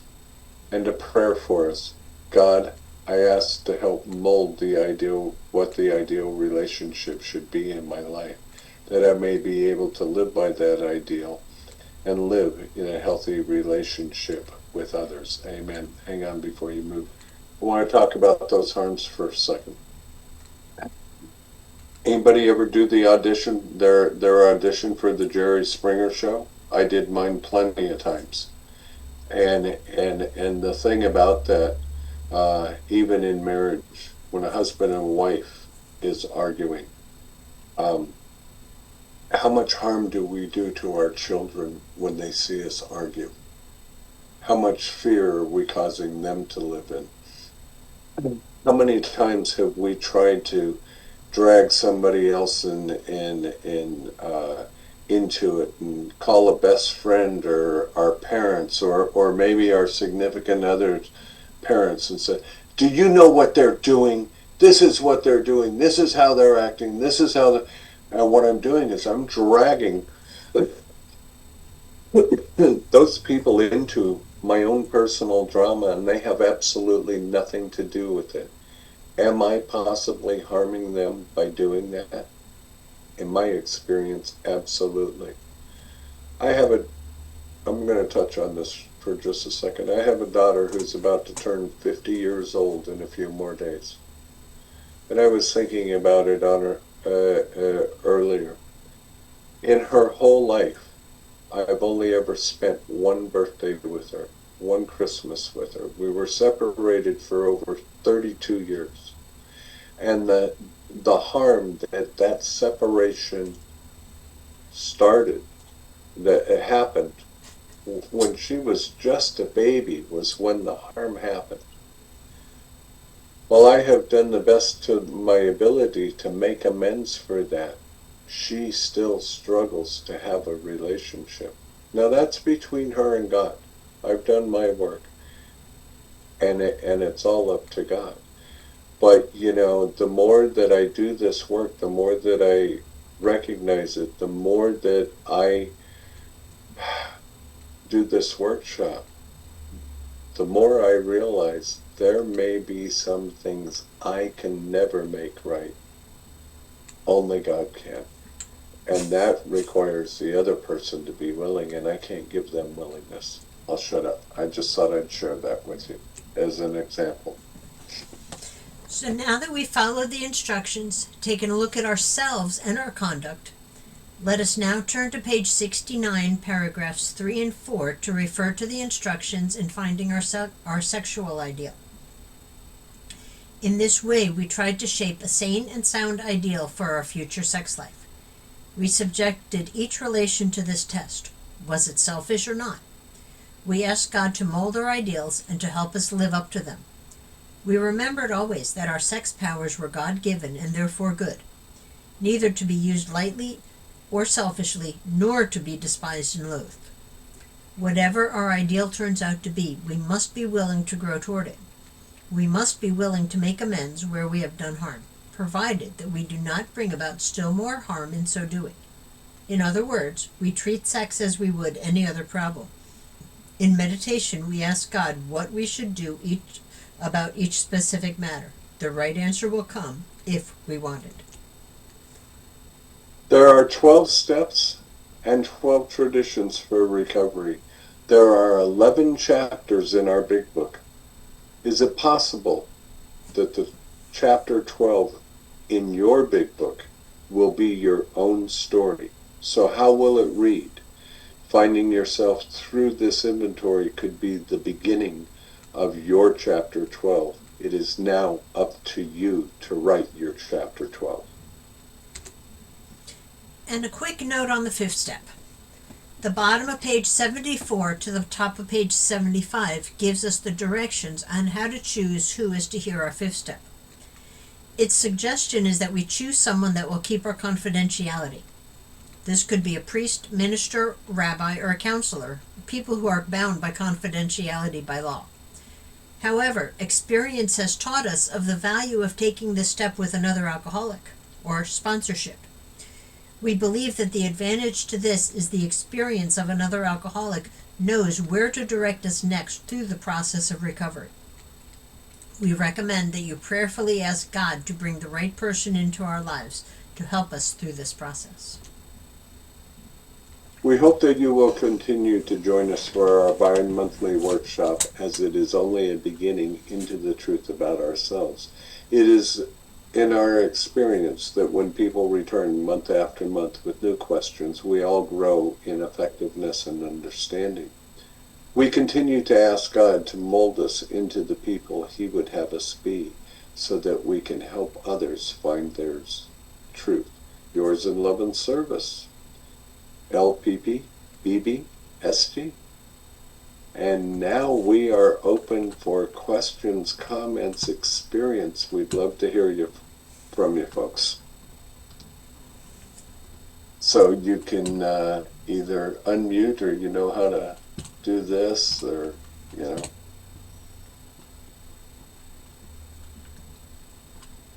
Well, I see lots of smiles.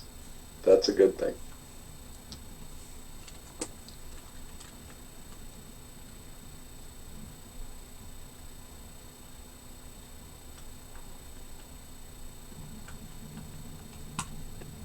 Well, go ahead, Cindy. Hey, Cindy, alcoholic. Yeah, fourth step for me was really difficult. I think I made it more difficult than it really was. I believe that I thought, because I wasn't at the beginning, like, I don't know, my thoughts were, spiraling like a snow globe, and I thought I had to write down my resentments and all that and go say sorry right away. And so I started to do that, and the next time I only got to meet with my sponsor once a week. So when I told her, she's like, oh, no, that's not what you do.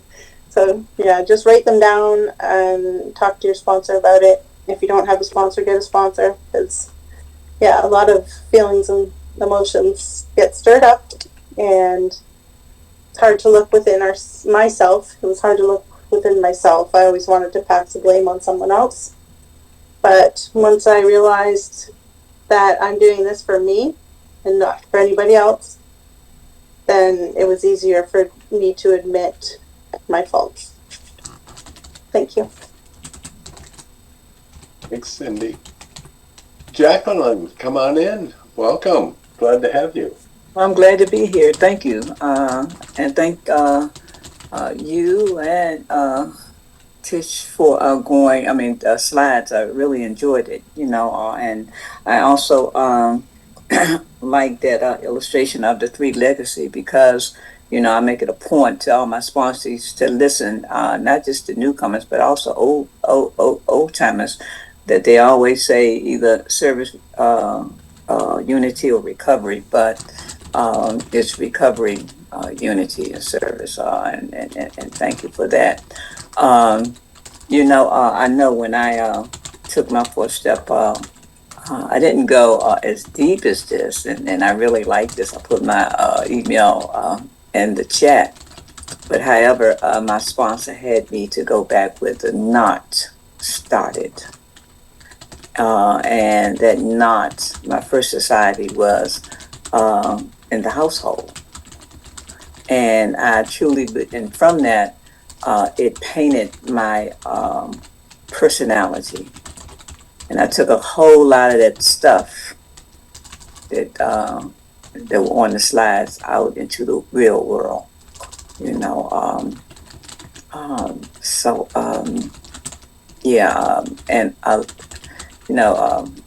there's a lot of people don't know about that four-step in inventory. And I too, when I came in here, it was Hazelton four-step. I had a paper that it went all the way back to my great-great-grandmother. I had no idea who my great-great-grandmother was. There were so many different um,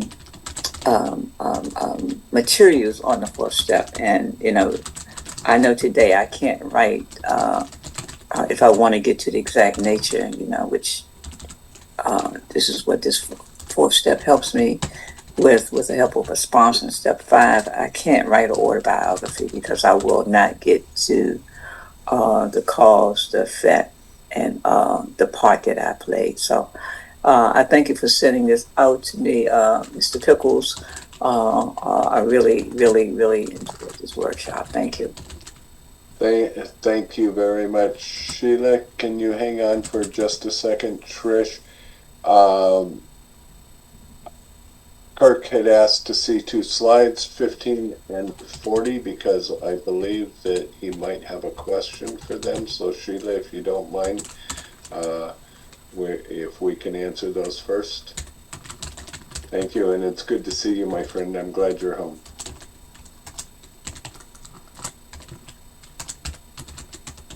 Yes. Okay.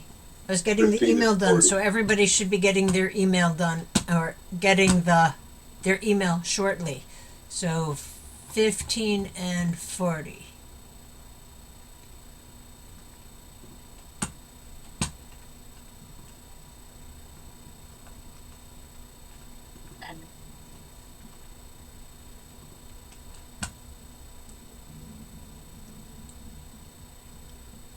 $15?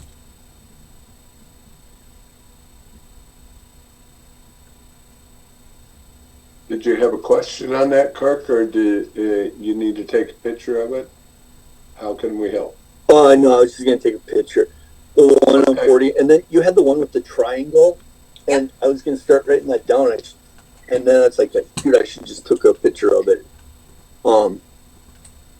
6, yeah. Okay. There you go. Thank you. And did you All right. need slide 40 as well? Yeah, please. Thank you, everyone, for your patience. Absolutely. Oh, I love this.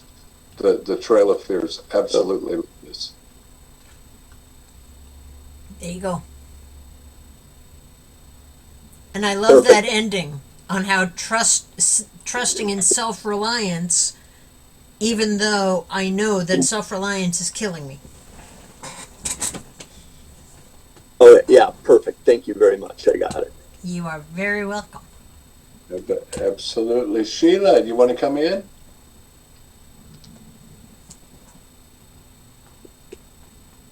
You're muted, sweetie. Yeah, thanks. I'm not all there tonight, I've got to tell you all. I'm still recovering. It's a rough recovery from a procedure I had, but I'm here. Thank you so much. That was incredible. I mean, phenomenal. I take it you guys created that PowerPoint, and wow, that needs to go worldwide. I'm a special ed teacher, Sheila Alcoholic. I'm a special ed teacher, and I know I've worked a lot with people in the rooms who have dyslexia, other kinds of learning disabilities. But I could take what you gave me and I could individualize it.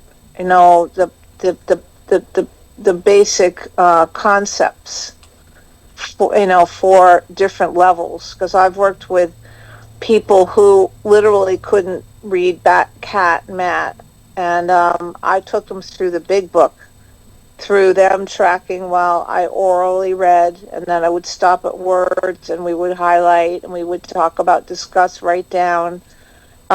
So I'm just I really thank you so much for this tool and this beautiful presentation.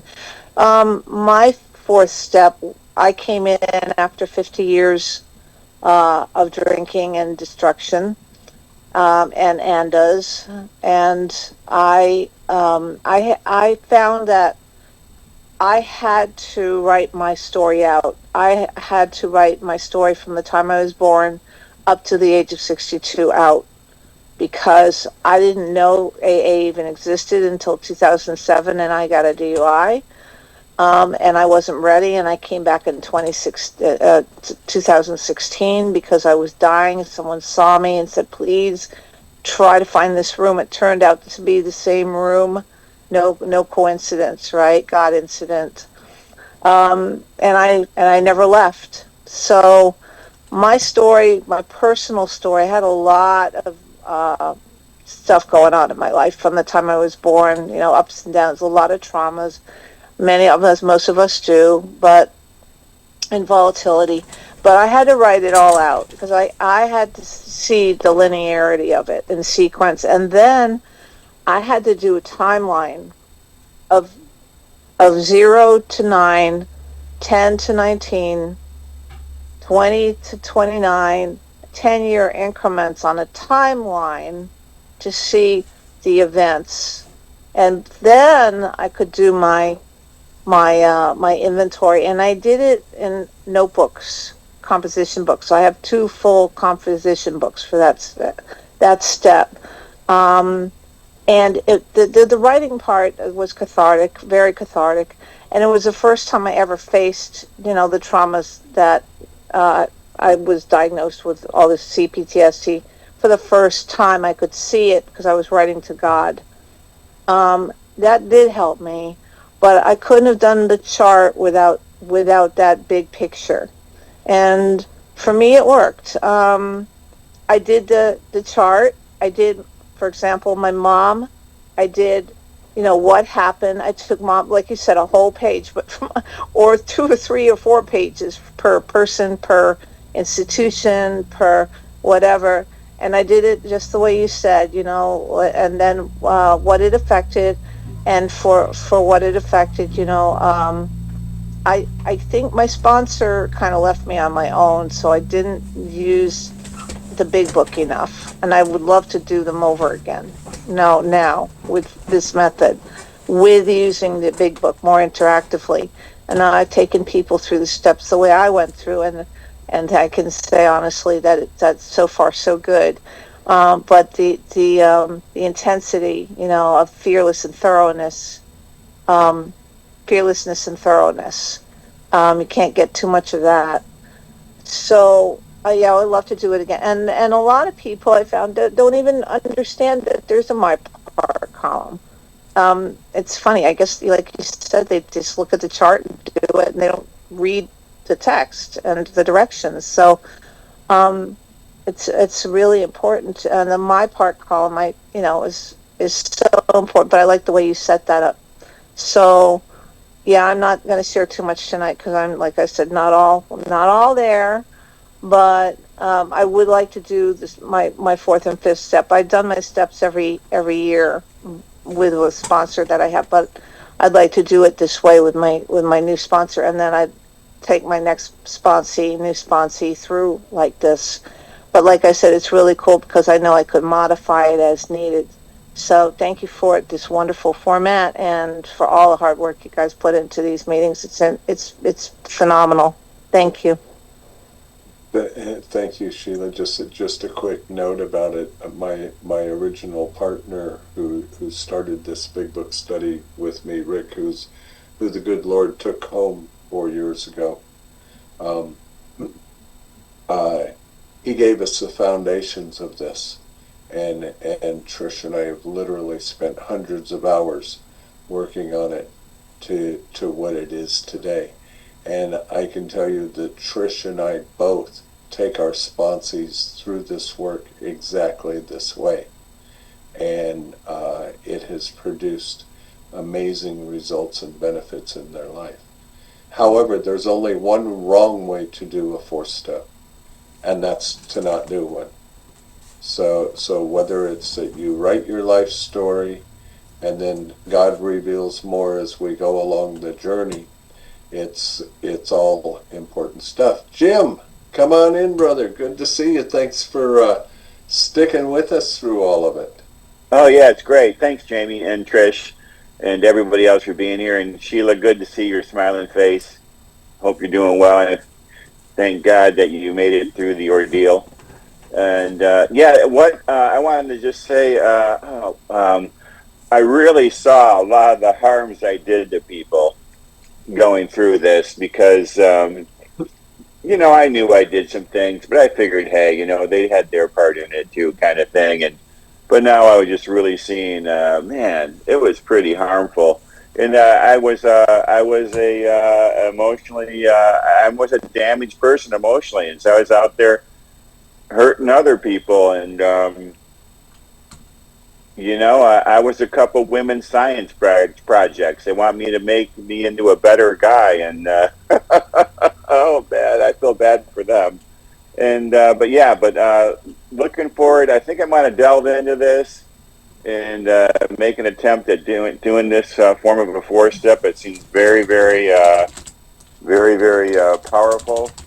And I got to say, I have a lot of fears, man. Fears. I mean, people would talk about journaling. I wouldn't even journaling. I'm not going to write this stuff down. Somebody could see it at some point, but that kind of thing. So anyway, glad to be here. Thanks for the meeting. Thanks, Jim. I'm going to touch on this real quick. It's one of the reasons that I do the example of the little suitcase and the emotional baggage in the beginning. Yeah. Because we've been carrying that stuff all our lives, right?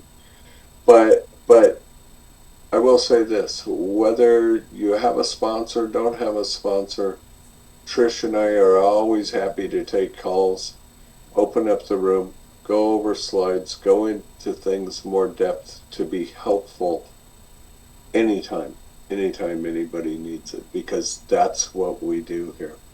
I'm going to give you an example, and in the sex inventory you talked about those relationships.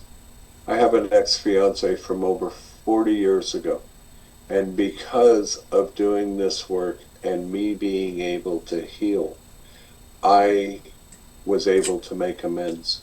We are dearest friends in life today, and have watched each other in the last 6 or 7, 8 years walk an amazing journey in healing.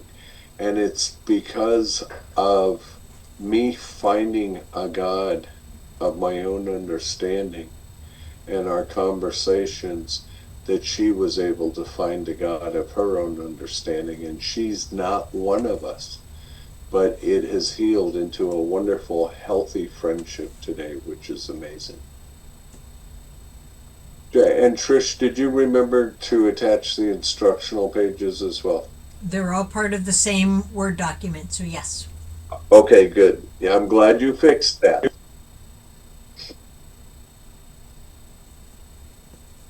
Any other thoughts, questions, or anything? We are happy to be helpful. I like the idea of a timeline. That was a really neat idea. I'm going to take that one. I'm a visual person too, so I like to see that timeline thing. Yeah, timelines are wonderful.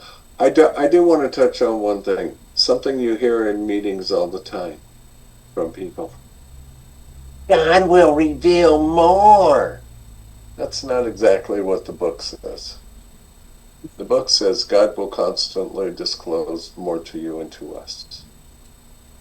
Right? On page 164. So in my experience, what has happened, when I did my first 4th step, and I made some amends and I healed from some of that emotional baggage, there were other things in my life that I didn't remember at the time. Didn't ignore, just didn't remember, right? And as God has revealed more, I believe for this reason, because that emotional baggage is cleared out, God has disclosed more. And I go back and I do it in this fashion and take a look at it. And it has been incredibly revealing. The other thing is in step 10 on page 84, 4 times in one paragraph it uses the word continued. So sometimes if I'm doing an a if I've got a resentment that I'm looking at in step 10, in a 10th step inventory, I have actually had to go back and do it in a 4th step inventory fashion to be able to work through it, to see all parts of it, and for me to be able to let it go and move forward.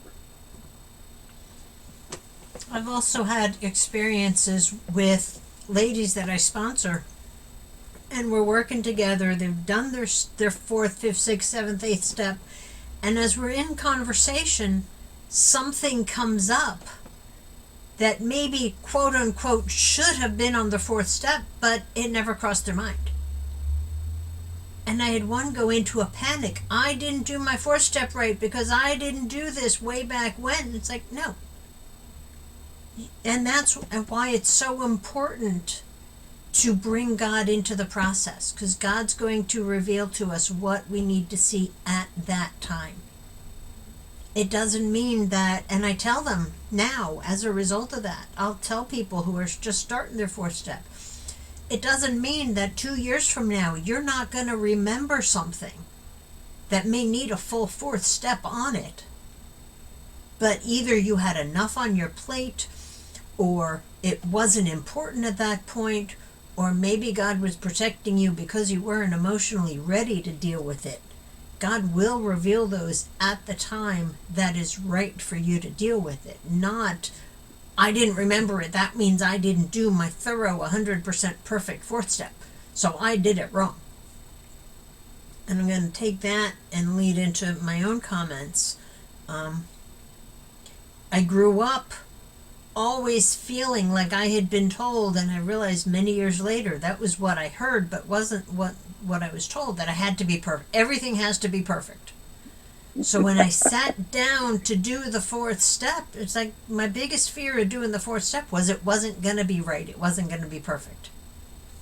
And I was my 18-month anniversary when I sat down to do my 4th step, because I was so afraid it wasn't gonna be perfect. And I'm sitting there on my bed. I have the 12 and 12, I have the big book, I have the Al-Anon Guide, the Hazelton Guide, and a few other things, because I wanted to make sure I got it all done right. Without sponsorship guidance, before anybody asks. I was in between sponsors at that point, but I had so many people saying, you gotta get it done, that I figured I may as well do it now. I'm living on a college campus, it's Valentine's Day, there's parties all over the place, I'm gonna do my 4th step. So I got it started. But I didn't have this process, and like I said in the beginning, the first 4th step I did, I looked at the chart and that's all there was. That's all, because I couldn't understand anything in the book. And then I pulled out one of the other guides and it's like, oh, check the box. I like check the box, and I did the check the box. And I brought it to my counselor who was leading an on-campus Al-Anon group.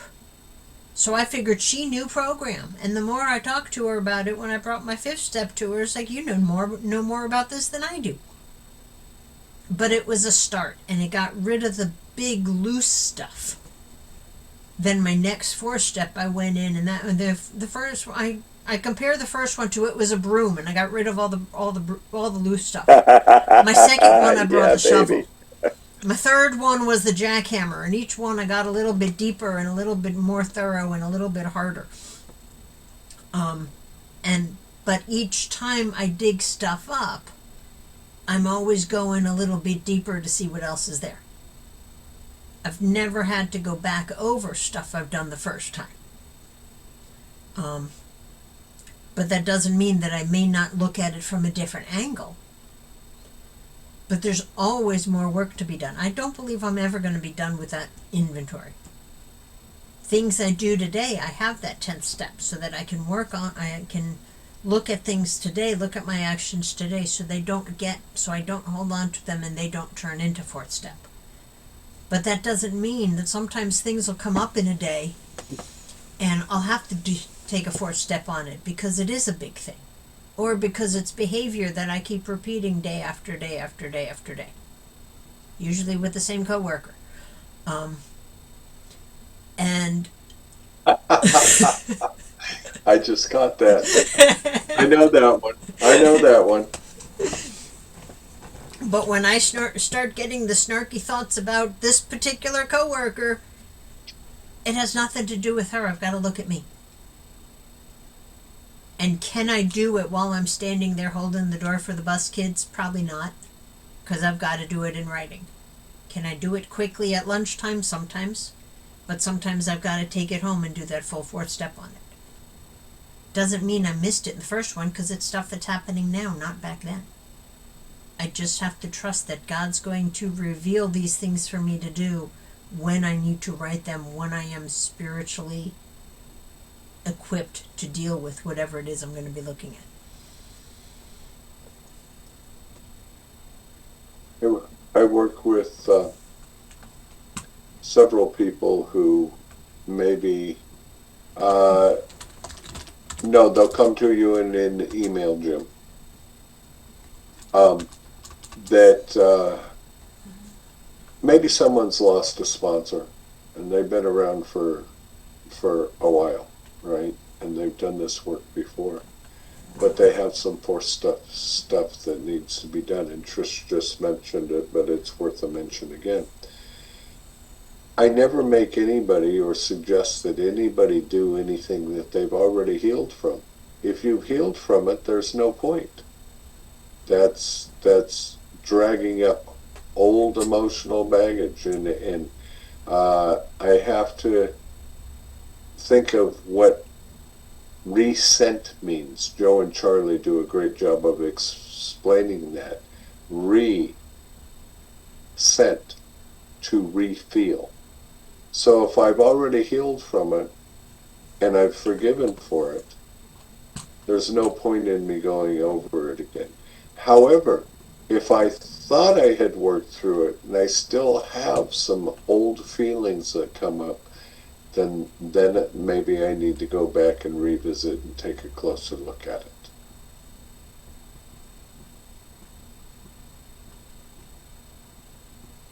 Yeah, anytime I have someone who comes to me asking me for assistance or asking me to be their sponsor, and I know they've had other sponsors, or an other sponsor, may just have been one, I'll always go back and review the steps with them. I'll review over their step 1, their step 2, their step 3, just like we did at the beginning of the workshop. And even if it's somebody that I've been the only one working with them, before we sit down with the 5th step, we're going to review steps 1, 2, and 3 just to make sure that that foundation is good and firm. But if I'm meeting with someone who I'm just newly working with, I'm going to review steps 1, 2, and 3 with them. And yeah, there may be some 4th step things to look at and for them to work on. But like Jamie said, I'm not going to make them go back and do a 4th step on the things that they've already done. Because if they don't have any pain, if they don't have any animosity there, that's really just a waste of time. And some people, it's hard to catch up sometimes. It's hard to have the time to meet up with somebody and to rehash things that they've already done. There's not really much point in that. But as long as I review the foundation of step 1, 2, and 3, I let them know I trust them in the 4th step. If there's something they need to do and there's something they need to talk about and do a full 4th step on a situation, go for it. But I'm not going to make somebody do a full 4th step on their entire life just because I'm new working with them. And I know sponsors who do that. And maybe it works for them, but personally I don't see a point in doing that if it's already been handled, it's already been completed, and all the steps subsequently to it, 4, 5, 6, 7, 8, have all been completed, and the fear is gone, the forgiveness has been done, and they've moved on. I don't see that there's a point in making them redo a 4th step on some of that stuff. We love what we do. Mm-hmm. We might be small, but we love what we do. Hey, I got to get going because I got another meeting coming up at 10. Have a great night. Thanks for the meeting. Good night, Jim. Say hi to the dinos for me. I got to go to bed because I've got to get up at 3:30. So. All right, man. Get some rest. See you All next right. time. All right. Bye, Thank guys. you. Bye, Trish. Thanks. Good night. I'm going to bed too. Good night. Good night. Night, Cindy. Love ya. Uh, Good night, Sheila. Sheila, I